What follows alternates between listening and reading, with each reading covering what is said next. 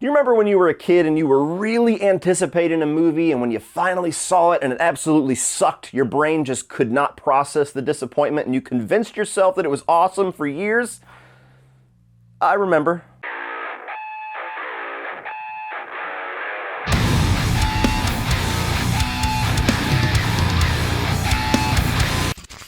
What is going on, guys? Welcome to the conclusion to my Blade review series in Blade Trinity. This one is going to be fun to discuss. And if you're wondering why I'm talking about Blade now and not when the new film comes out, me and the gents over at Autop Stream got a new 31 on 31 coming out here in a couple of weeks, titled Creatures of the Night. 31 vampire and werewolf films.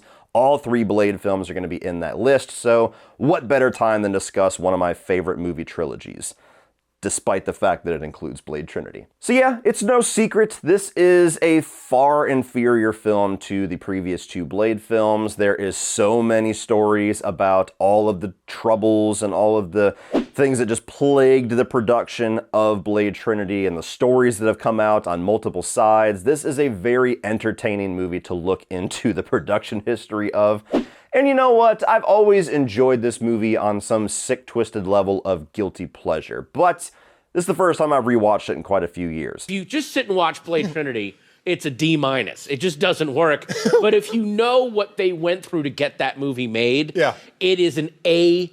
The fact that that movie exists puts it above Citizen Kane. And the ultimate shame is that if this movie had been anywhere near the quality of the first 2 Blade films, Blade would have been easily cemented in the conversation for the rest of forever as possibly the greatest comic book trilogy of all time. It would be in the conversation with Captain America and the Dark Knight trilogy, but as is, it's the conversation of, remember those 2 awesome movies and that horrendous third one? But really quick before we dive into the good, the bad, and the very ugly of Blade Trinity, we don't need a few thousand years of sleep like Dracula to wake up with dark circles under our eyes or signs of aging. So if you want to target those unsightly things, check out the sponsor of today's video, Geology. As I've gotten older, skincare has become a much more important focus in my hygiene routine, and the company that has allowed me to have the best and easiest skincare routine so far is Geology. Geology is a 22-time award-winning skin, hair, and body care company with over 6,000 5-star reviews. They create simple and effective hair care and skincare routines that are customized just for you. Their products are built around a handful of powerful, proven ingredients that have been trusted by dermatologists for decades. Because at the end of the day, skincare is science and shouldn't feel like a gamble. Geology skincare helps you fight acne, reduce oiliness, prevent wrinkles, combat dark and puffy under eyes, have smoother hydrated skin, and even target signs of aging. And now the best in the skincare game has expanded their reach into hair care and body care with co-washes, shampoos, conditioners,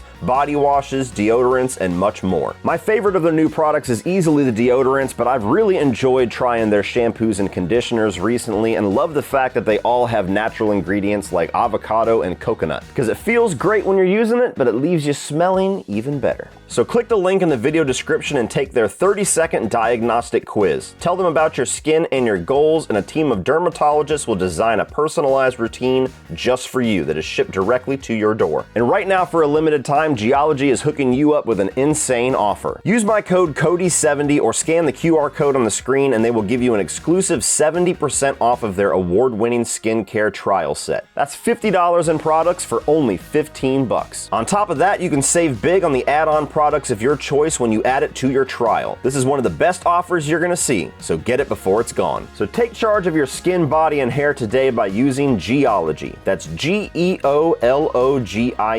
And thank you to Geology for partnering with me on today's video. So for those that don't know the history of this movie, of course with the success of Blade 2, the studio immediately pushed production on the 3rd film. Guillermo del Toro opted not to come back to reprise the director's chair because he was busy doing Hellboy, so they eventually landed on just promoting the writer of the first 2 films to writer-director David S. Goyer.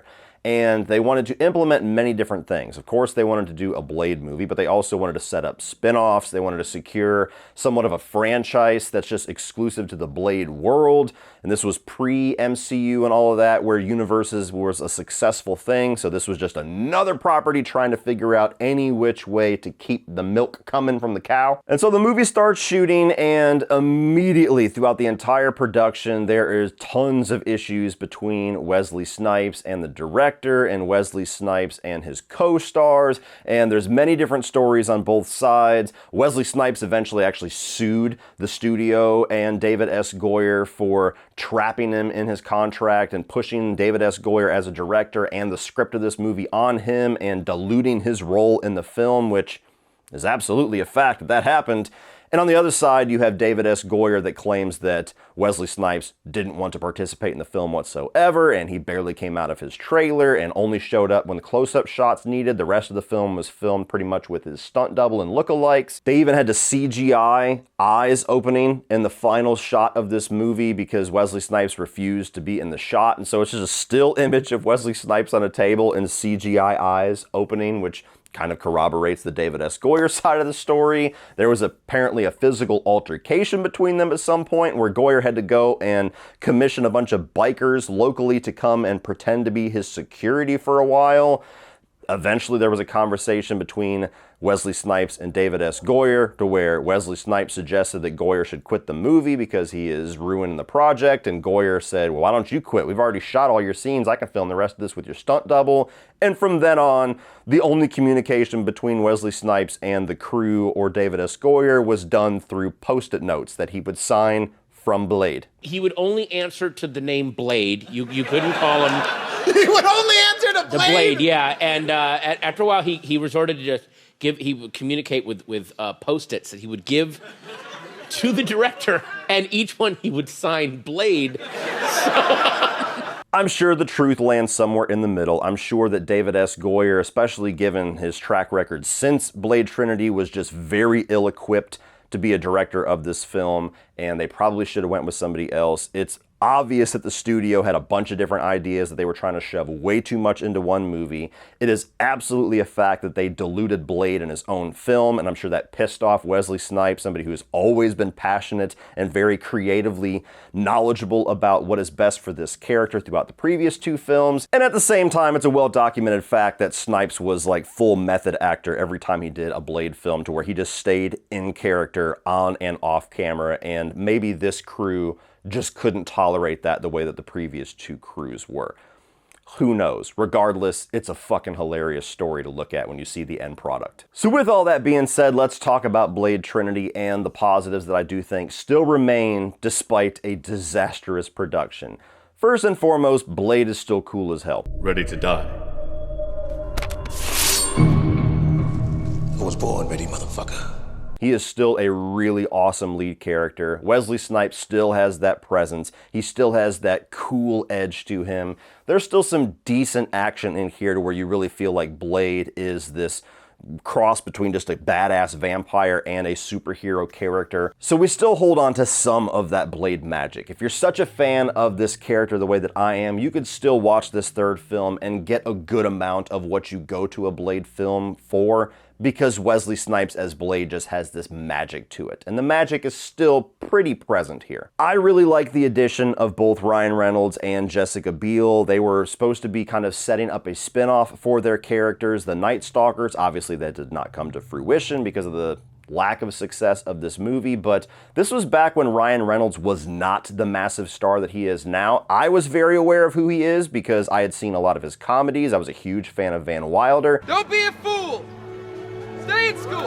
And so I loved when he showed up in this. I was like, oh, Dad, that guy's he's hilarious. And he's pretty damn funny in this movie while also bringing that action physicality. This was the first time we got to see his talent in regards to that. Just got into ridiculous shape, has a really good stoic kind of persona to him amidst all of the comedy. He has a pretty good back and forth with Blade and with Abigail, and I think Blade is kind of having this stoic, like, shut the fuck up, kid attitude actually works in favor of Ryan Reynolds' just mile-a-minute humor. And this is basically kind of a prototype for what eventually became his Deadpool. The personality types are very similar. And so if you love Deadpool, you're probably going to enjoy what he brings to Hannibal King. Which means the fat lady should be singing right about now.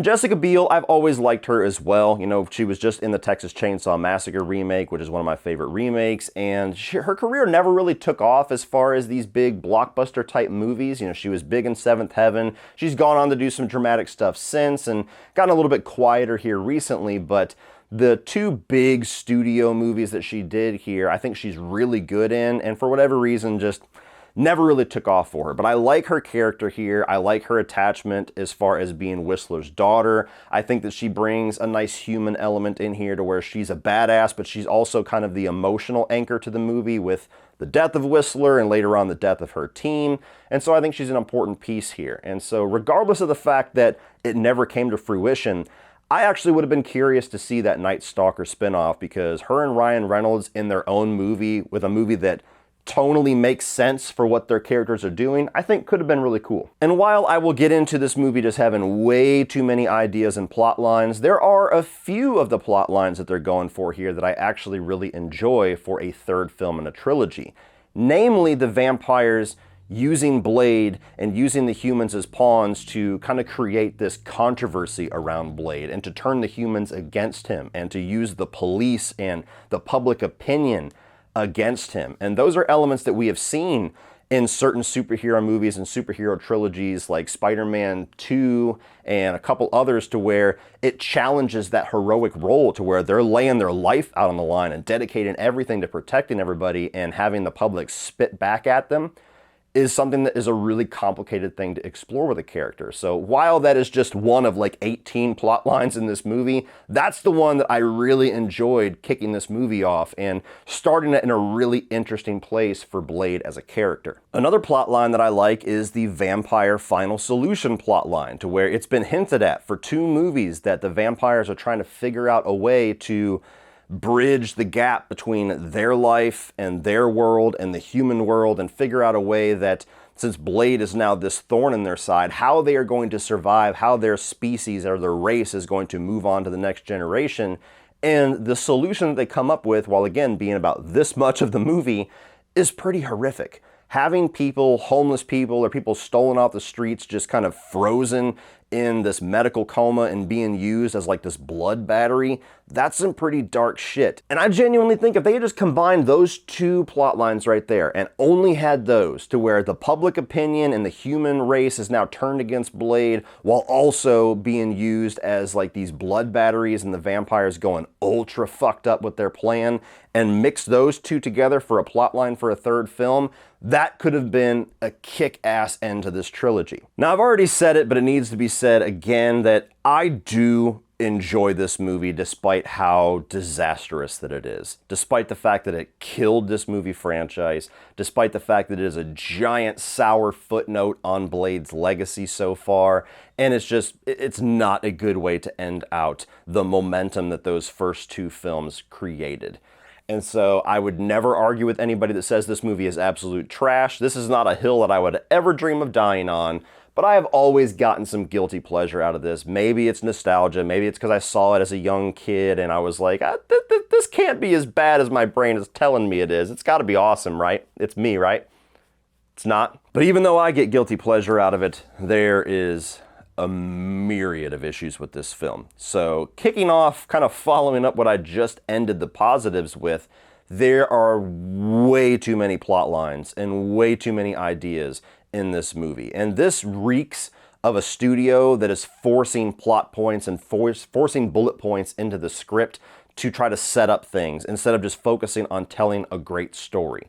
And we've had many occurrences like that before, and especially since, to where you get a superhero property that starts to have some success, and suddenly the studio just freaks out and it's like, we gotta have 18 spin-offs, do it now, all in one fucking movie. And so in one film is a third chapter to this trilogy that has been fairly consistent so far. You have the public kind of turning on Blade.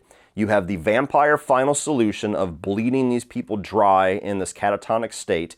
You have this weapon introduced that's like this viral final solution for humans to wipe out the entire vampire race.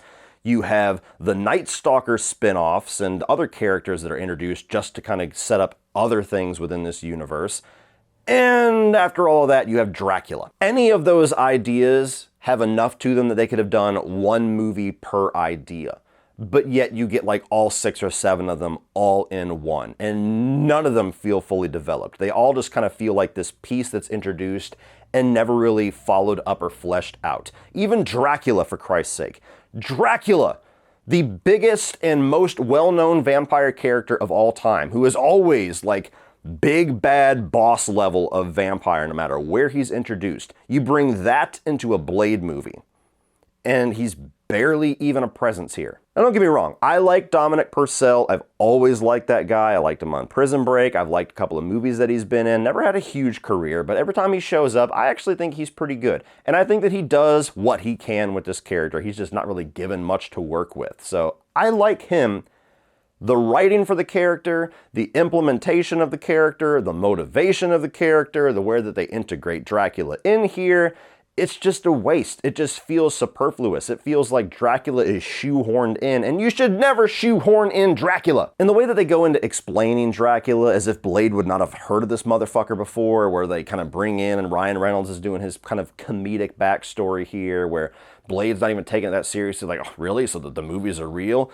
And he gives you like this backstory about, oh yeah, well there's not really a known origin for him, but we hear he's been around a lot longer than the movies say, and we should really fear him and for reasons.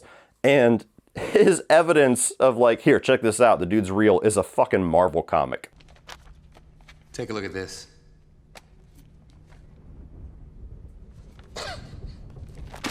You gotta be kidding me. And I get it, it's an Easter egg. That's the comics that Blade was born out of, as well as Hannibal King. It's a little wink at the comic book nerd audience. I get all of that. But having a comic book, a Marvel comic book of Dracula become canon within the Blade films, stupid! And even in the scenes that we do get Dracula, he doesn't really seem all that more intimidating or powerful than the previous two. I would actually argue that he's the least intimidating of the 3 villains that we've had so far. And I've already said, I didn't think Deacon Frost was all that fantastic of a villain in and of himself, but he had more of a presence, he had more of a threat factor to him, he seemed like he was more of a big deal for Blade to fight by the 3rd act of that film.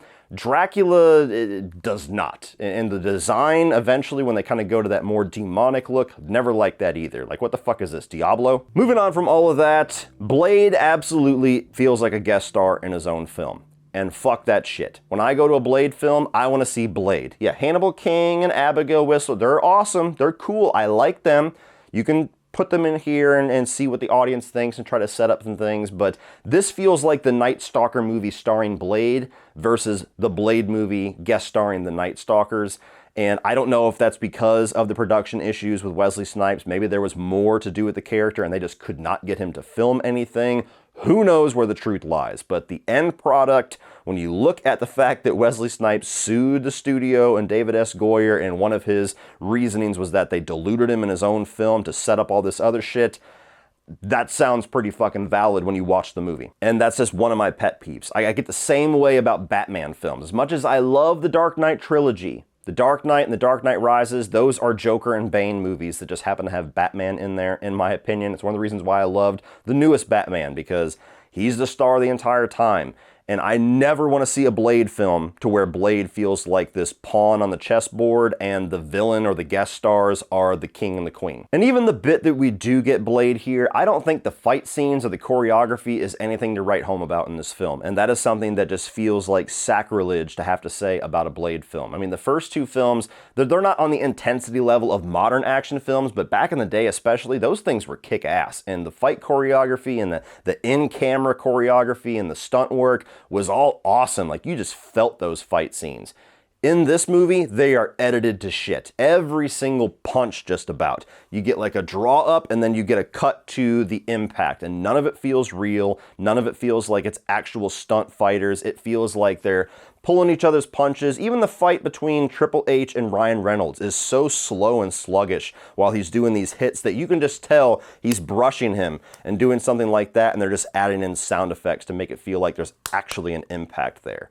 So watching it this time, the action significantly disappointed me. Despite the fact that I really enjoy Ryan Reynolds' character in here and I enjoy his style of humor, especially back in the day before he was this big star and I saw all of his potential, and luckily it's come to fruition, the movie is just way too comedic. It's way too lighthearted. It is so non-serious. It's just tonally inconsistent from the first two films. There was moments of really genuinely well-placed humor in the first two movies, but it never undercut the seriousness. It never undercut the dark tone. It never undercut the stakes. And in this film, it feels more comedic than it does horror or action. Some of that's because Ryan Reynolds' character had to fill in a lot of gaps in the script and was just mile-a-minute one-liners, and a lot of them are good, but it's a bit too much. Some of it is just the non-serious tone of the movie just kind of not feeling like there's really any genuine stakes or darkness going on because there's just so many plot lines and so many characters. The other issue is that this might have the weirdest fucking cast that I've ever seen in my life. I mean, you think Blade. Dark, rated R, bloody horror action film.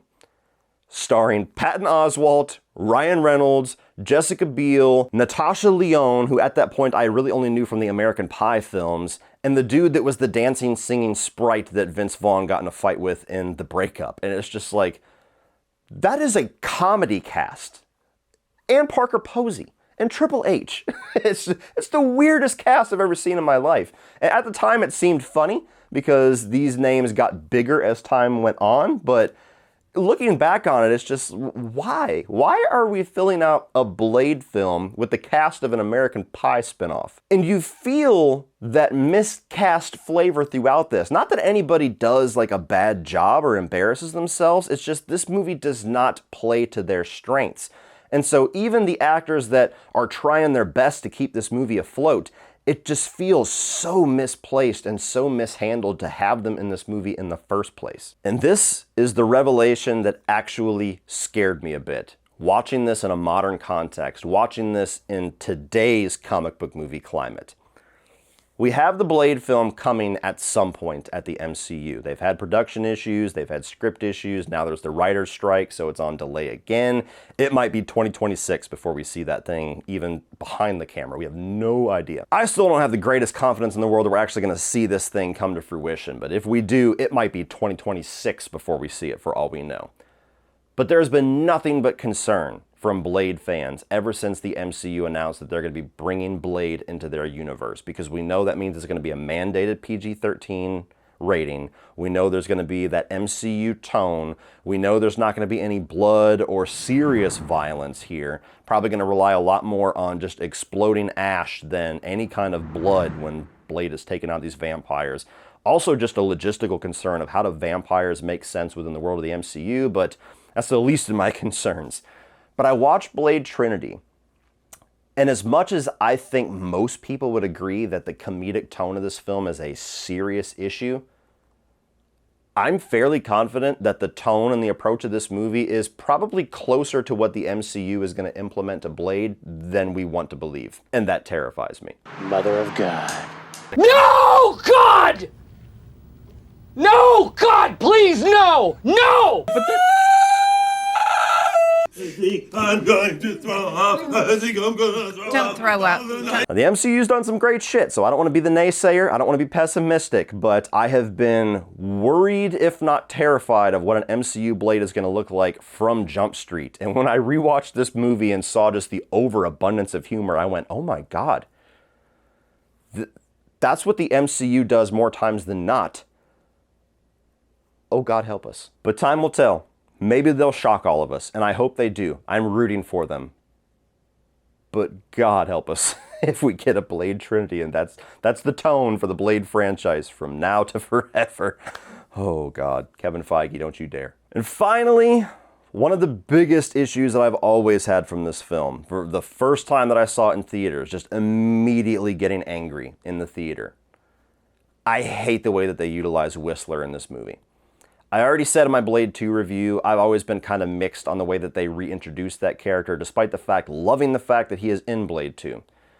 When you get to Blade Trinity, I don't know if Chris Christopherson was just over it, or if maybe the production issues caused him to be over it, or he saw the script and saw how his character was going to be used and said, fuck it, you get no effort from me. But he feels like he sleepwalks through every scene that he is actually in, and he's not in very many, because very quickly they kill him off.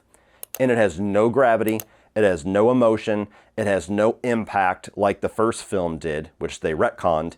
And so the fact that they kill him again is just kind of annoying, and it's kind of insulting to those of us that are fans of these movies and fans of that character, where it's just like, okay, so you basically made it seem like Whistler is just a non-issue. Like, he just has no relevance whatsoever to the Blade universe at this point, because the few interactions he has with Blade don't have a whole lot of depth or merit or any charisma or actual chemistry between those two characters, and then you blow them the fuck up, and quickly we move on from that. There's no, like, Blade being vengeful. There's no real discussion between him and Abigail Whistler about her father. There's not really even much of a feeling about her feeling bad, the fact that he died. It's just like, oh yeah, by the way, I'm Whistler's daughter, so forget him, you're working with me now. And beyond all of that, is it just me, or does it feel like Blade and Whistler are extremely out of character level dumb in the first act of this film? Blade and Whistler have always been 10 steps ahead of everybody in the first two films. Blade always saw pretty much every betrayal coming, every scheme coming. Whistler the same way. You know, they got fucked a couple of times, but for the most part, they were always ahead of the curve. And from the beginning all the way to the point where Whistler dies, the vampires just move those two around like pawns. And you've got Whistler going to buy a newspaper and getting surveilled and followed by the FBI in the most obvious way possible, to where, like, he buying the newspaper and you could literally just look up to the right and there's 8 dudes with cameras. And it's like, dude, you don't have the situational awareness to see that. And even when Blade figures out that they're there, that they're at the lair, he just stands there, all stoic, with his sword. And Whistler comes over and says, "What's up?" And he goes, "What you feared might happen."